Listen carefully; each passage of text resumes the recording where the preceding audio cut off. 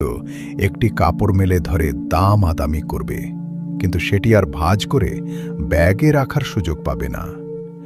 এক ব্যক্তি হয়তো তার উটের জন্য চৌবাচ্চায় পানি ভরবে, কিন্তু সেই পানি পান করানোর সময় সে আর পাবে না।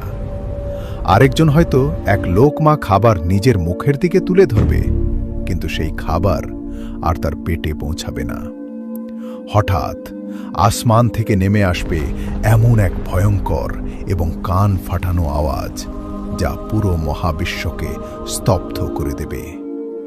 এই আওয়াজ কোনো বোমার নয়, কোনো প্রাকৃতিক দুর্যোগেরও নয়। এটি হলো আল্লাহর নির্দেশে মহাপ্রলয়ের প্রথম সংকেত, হযরত ইসরাফিল আলাইহিসসালামের শিঙার ফুঁক। যে আওয়াজের প্রথম ধাক্কায় মানুষের হৃৎপিণ্ড ভয়ে কেঁপে উঠবে। গর্ভবতী মায়েরা আতঙ্কে তাদের গর্ভের সন্তান খালাস করে ফেলবে। মায়েরা ভুলে যাবে তাদের বুকের শিশুদের কথা। মানুষ মাতালের মতো এদিক ওদিক ছুটতে থাকবে, অথচ তারা নেশাগ্রস্ত থাকবে না। আজ আমরা জানব সেই ভয়ঙ্কর দিনের আদ্যোপান্ত। কি ঘটবে শিঙায় ফোঁক দেওয়ার প্রথম সেকেন্ডে? কিভাবে ধ্বংস হবে এই বিশাল পৃথিবী, সূর্য, চাঁদ এবং গ্যালাক্সি?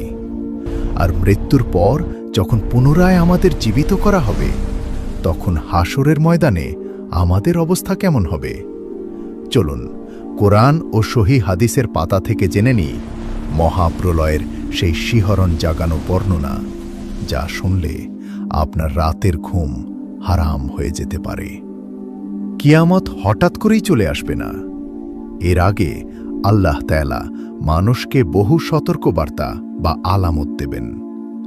দাজ্জালের ফিতনা, ইয়াজুজ মাজুজের তাণ্ডব এবং হযরত ঈসা আলাইহিসসালামের আগমনের পর পৃথিবী যখন কিছুদিন শান্তিতে থাকবে, এরপরই শুরু হবে চূড়ান্ত সমাপ্তির প্রস্তুতি। একদিন সকালে মানুষ ঘুম থেকে উঠে দেখবে সূর্য পূর্ব দিকের বদলে পশ্চিম দিক থেকে উদিত হচ্ছে। এই দৃশ্য দেখার পর পুরো পৃথিবীর